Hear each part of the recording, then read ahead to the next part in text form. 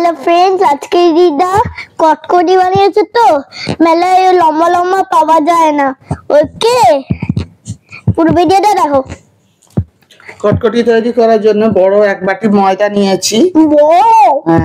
আর একটু নুন দিলাম, আবার মইন দেবো। মইন? মইন কাকে বলে? তেল দিতে হয়। ওকে বলে?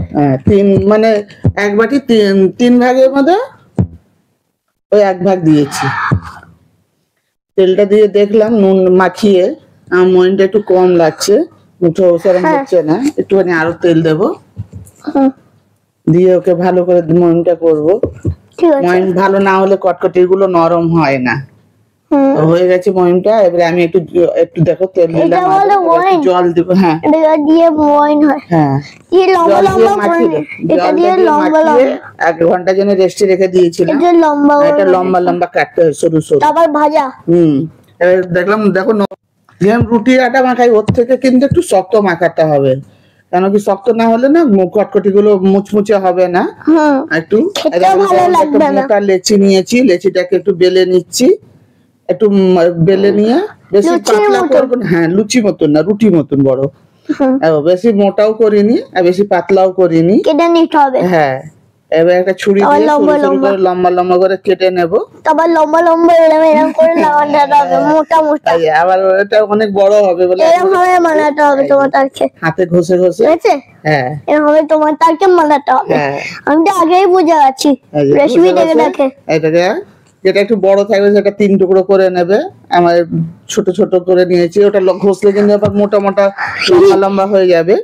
ওই জন্য আমি ছোট ছোট করে করেছি। খেতে মজা আসে এগুলো খেতে, এরকম ভাবে হবে। তোমরা জানো এগুলো খেতে খুব মজা আসে। হ্যাঁ, এবার কড়াতে তেল দেব। আমি জানি তেল দিতে হবে আগে। তেল না দিলে ভাজা হবে কি করে?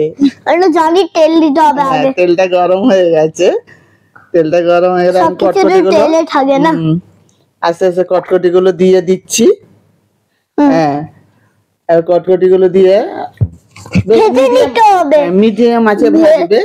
ভাজা আবার খেতে পারবে ভেজে।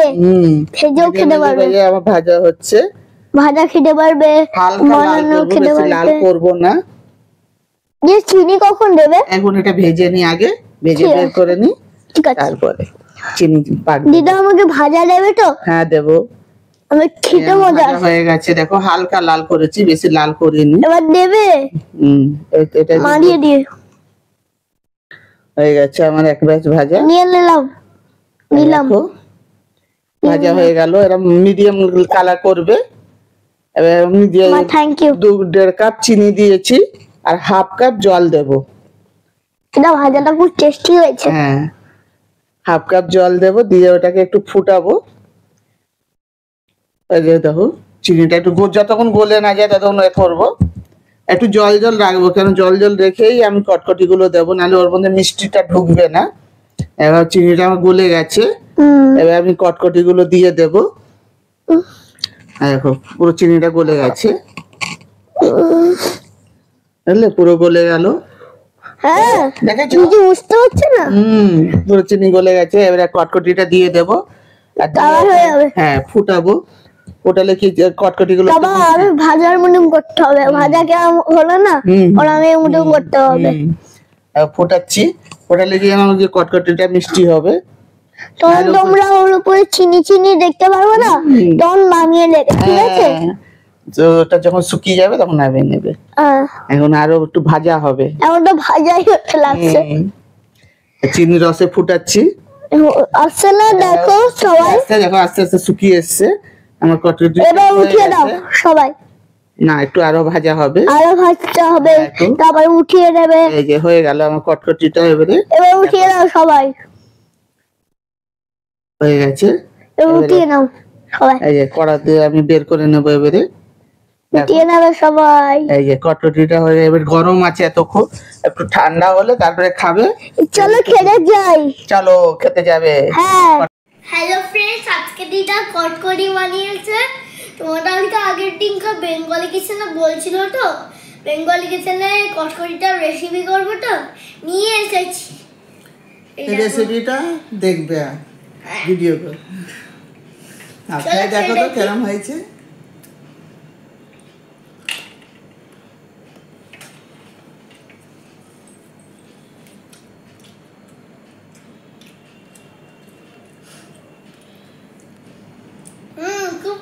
হয়েছে মিষ্টি দিদা, হয়েছে ভালো? খুব ভালো হয়েছে। তুমি খুব ভালো বানাও, তোর হাতের রান্না খুব টেস্টি, দারুণ। দারুণ।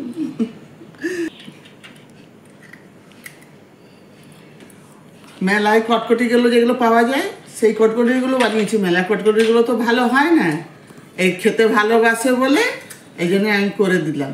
এই রেসিপিটা যদি তোমরা পছন্দ করো আবার অন্য রেসিপি বানিয়ে দেখাবো, ঠিক আছে? Tata tata, bye bye. প্রিয়, কটকটিটা কেমন লাগলো তোমার? খুব ভালো হয়েছিল। তোমরা এই ভিডিওটা লাইক, চ্যানেল সাবস্ক্রাইব করবে, কমেন্ট করবে, শেয়ার করবে। Tata, bye bye. Tata. Bye bye.